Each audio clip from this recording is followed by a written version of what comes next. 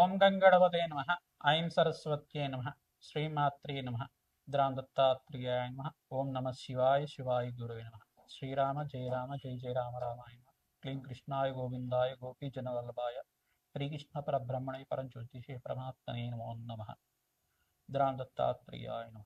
Cream క్లీం మహాకాళికాయ నమ. YouTube ప్రేక్షకులకందరికీ కూడా నమస్కారం అండి. నేను పాలపర్తి గురునాథ శర్మ జ్యోతిషం వాస్తు సిద్ధాంతిని మీకంతా కూడా ప్రధానంగా గోచారరీత్యా గ్రహాల యొక్క స్థితిగతి కలయిక వాటి ప్రభావం అంతా కూడా ఈ యొక్క వివాహాది శుభకార్యాల కోసం మేషాది ద్వాదశ రాశుల వాళ్ళకి 2026 ఆంగ్ల సంవత్సరంలో విశేషంగా అంతా కూడా పరిష్కారం చెప్పడం జరుగుతుంది. వివాహాది శుభకార్యాలు జరగాలి అంటే ప్రధానంగా చూసుకోవాల్సింది ఏంటంటే లగ్న చక్రంలో ఈ యొక్క సప్తమ స్థానము ప్రధానంగా పంచమ స్థానము నవమ స్థానము కేంద్రంగా చూసుకోవాల్సి ఉంటుంది. ప్రధానంగా వివాహ కారకులైన గ్రహాలంతా కూడా చూసుకుంటే సప్తమాధిపతి మరియు లగ్నానికి సప్తమాధిపతి యొక్క రంగా ఉండాలి. ప్రధానంగా చూసుకోవాలనుకుంటే కనుక జాతకరీత్యా ప్రధానమైన కారణాల వల్ల వివాహం ఆలస్యం అవుతూ ఉంటాయి. ప్రధానంగా మానవాళికంతా కూడా పూర్వజన్మలో చేసుకున్న పుణ్య ఫలితం వల్ల వివాహాది శుభకార్యాలు శీఘ్రంగా జరగడానికి ఆస్కారం ఉంటుంది. ప్రధానంగా చూసుకుంటే ప్రధానంగా ఈ యొక్క నవమ స్థానంలో కనుక రాహు సంచారం జరిగి ఉంటే దాన్ని పితృదోషం కారణం అంటారు. తర్వాత పంచమ స్థానంలో రాహు ఉంటే కనుక ఈ యొక్క కాలసర్ప దోషం అంటారు. ప్రధానంగా చూసుకుంటే కొన్ని అష్టమ స్థాన దోషాలని చెప్పేసి మాంగళ్య యొక్క దోషాలని చెప్పేసి కొన్ని ప్రధానమైన దోషాలు అనేది ఉంటాయి అన్నమాట. దానికంతా కూడా జ్యోతిష శాస్త్ర ప్రామాణికంగా మీకంతా కూడా తంత్రశాస్త్రంలో అంతా కూడా చెప్పడం జరిగింది. ప్రధానంగా ఈ యొక్క జ్యోతిష కారకత్వంలో ప్రధానంగా గ్రహాల యొక్క కారకత్వంలో అంతా కూడా ఈ యొక్క శుక్రుడు బృహస్పతి అంతా కూడా వివాహానికి కారకం అవుతుంటారు. ప్రధానంగా చూసుకుంటే అంగారకుడు కూడా వివాహానికి కారణం అవుతుంటారు. చంద్ర భగవానుడు చంద్రబలం కూడా యోగకరంగా ఉండాలి. బృహస్పతి అంగారకుడు మరియు శుక్రుడు చంద్ర భగవానుడు సప్తమాధిపతి ఏ లగ్నం అయితే ఉందో లగ్నానికి సప్తమాధిపతి యోగకరంగా ఉండాలి.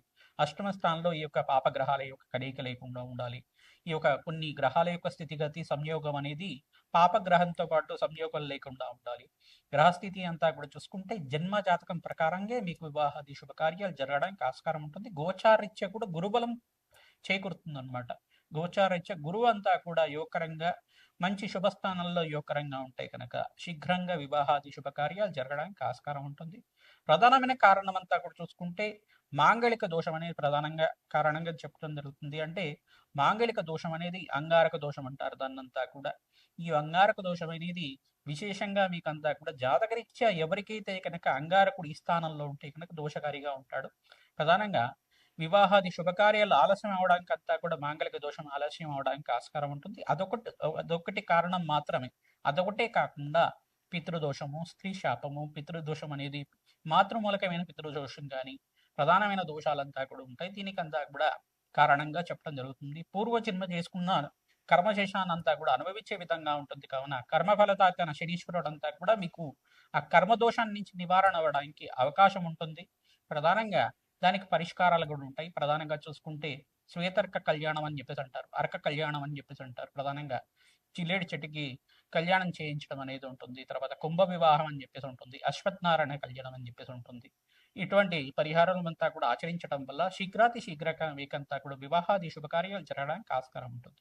మేషాది ద్వాదశ లగ్నాల జాతకులంతా కూడా మేషాది ద్వాదశ రాశుల జాతకులంతా కూడా ప్రధానంగా మీకు వివాహాది శుభకార్యాలు జరగాలి అంటే కనుక శీఘ్రంగా జరగాలి అంటే కనుక సుబ్రహ్మణ్య స్వామి కళ్యాణం అంతా కూడా ఆచరించడం వల్ల శీఘ్రాతి శీఘ్రంగా వివాహాది శుభకార్యాలు జరగడానికి ఆస్కారం ఉంటుంది.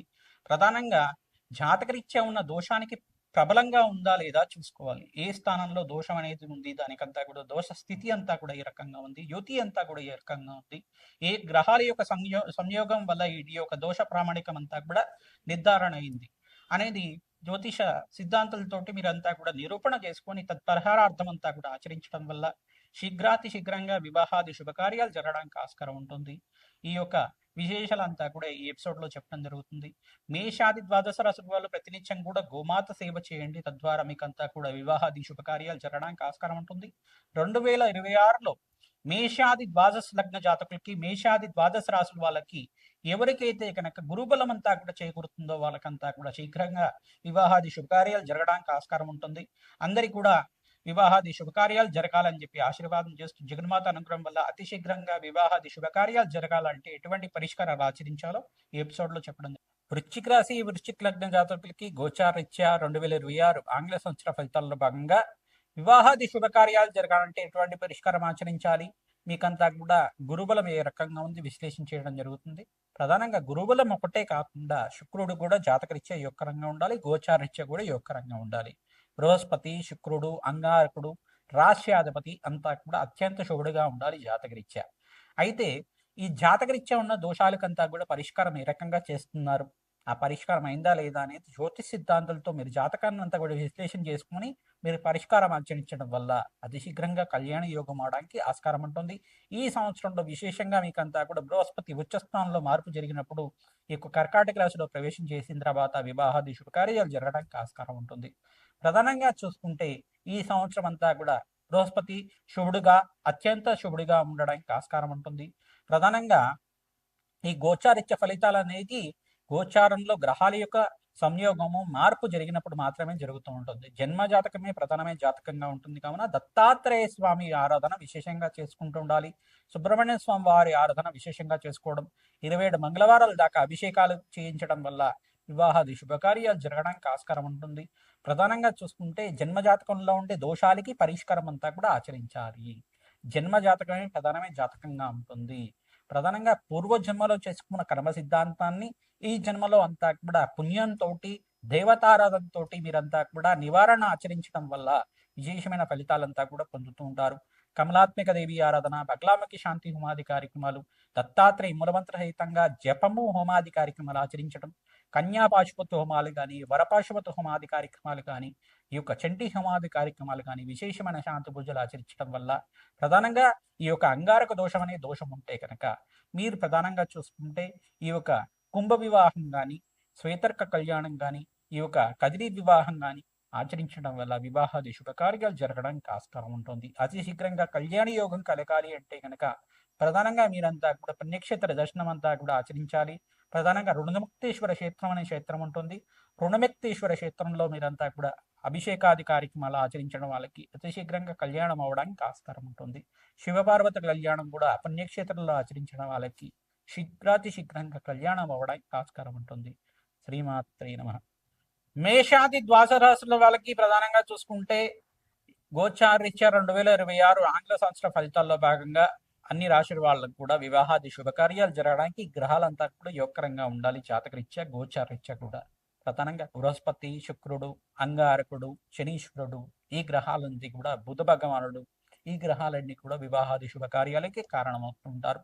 జన్మజాతక రీత్యా మీరంతా కూడా పరిష్కారం ఆచరిస్తూ ఉండాలి. ప్రధానంగా ప్రత్యంగరాదేవి హోమాది కార్యక్రమాలు కానీ, బగలాముఖి శాంతి పూజలు కానీ, కమలాత్మికాదేవి మూలమంత్ర సహితంగా జపము హోమాది కార్యక్రమాలు కానీ, శ్రీ సూక్త పారాయణం అంతా కూడా మహాలక్ష్మీదేవి ప్రీతికరంగా జపము హోమాది కార్యక్రమాలు కానీ, తామర పూలతోటి శ్రీ సూక్త విధానంగా కమలాత్మిక దేవి హోమాది కార్యక్రమాలు ఆచరించిన వాళ్ళకి అతి శీఘ్రంగా కళ్యాణ యోగం అవడానికి ఆస్కారం ఉంటుంది. కన్యా పాశుపత హోమము, వరపాశుపత హోమాలు, ఈ యొక్క మాంగళ్య దోషం అనే దోషం ఉంటాయి కనుక మాంగళ్య దోషం అనే దోషం ఉంటాయి కనుక ప్రధానంగా శ్వేతర్క కళ్యాణం కానీ, అశ్వత్థనారాయణ కళ్యాణం కానీ, కుంభ వివాహం కానీ, కదిరి వివాహం కానీ ఆచరించిన వాళ్ళకి అంగారక దోష నివారణ జరగడానికి ఆస్కారం ఉంటుంది. అంగారక దోషాన్ని అంతా కూడా ఏ రకంగా ఉంది, దానికి పరిష్కారం జరిగిందా లేదా, నివారణ అయిందా లేదా, జాతకాన్ని అంతా కూడా విశ్లేషణ చేసుకుంటేనే తెలుస్తుంది. తద్వారా వివాహాది శుభకార్యాలంతా కూడా ఇదొకటే ప్రామాణికంగా కాకుండా పితృదోషం కానీ, స్త్రీ దోషం కానీ అనేది, స్త్రీ శాపం కానీ అనేది ఉంటాయి అన్నమాట. ప్రధానంగా మాతృమూలకమైన పితృదోషం కానీ ఉంటుంది. ఈ దోషానికి పరిహారం అంతా కూడా ఆచరించిన వాళ్ళకి అతి శీఘ్రంగా కళ్యాణ యోగం అవడానికి ఆస్కారం ఉంటుంది. ప్రధానంగా ఈ గ్రహాలు 5 గ్రహాలు అత్యంత యోగకరంగా ఉండాలి జాతకరీత్యా. జన్మ జాతకమే ప్రధానమైన జాతకం ఉంటుంది. రాజశ్యామల యజ్ఞాతిగ్రతలు ఆచరించిన వాళ్ళకి అతి శీఘ్రంగా కళ్యాణ యోగం అవడానికి ఆస్కారం ఉంటుంది. ప్రధానంగా దత్తాత్రేయ స్వామి వారి పుణ్యక్షేత్రాలు అంతా కూడా తరచుగా మీరంతా కూడా దర్శనం చేసుకుంటూ ఉండండి. అరటి పండ్లంతా కూడా నివేదన చేసి స్వామివారికి భక్తులకంతా కూడా పంచడం వల్ల అతి శీఘ్రంగా కళ్యాణ యోగం అవడానికి ఆస్కారం ఉంటుంది. గోమాత సేవ చేసిన వాళ్ళకు కూడా వివాహాది శుభకార్యాలు జరగడానికి ఆస్కారం ఉంటుంది. శివపార్వత కళ్యాణము, ప్రధానంగా సుబ్రహ్మణ్య స్వామి కళ్యాణం అంతా కూడా ఆచరించిన వాళ్ళకి అతి శీఘ్రంగా కళ్యాణ యోగం అవడానికి ఆస్కారం ఉంటుంది. సీతారాముల కళ్యాణం అంతా కూడా ఆచరించిన వాళ్ళకి అతి శీఘ్రంగా కళ్యాణ యోగం అవడానికి ఆస్కారం ఉంటుంది. శ్రీమాత్రే నమః. రామ్ దత్తాత్రేయాయ నమః.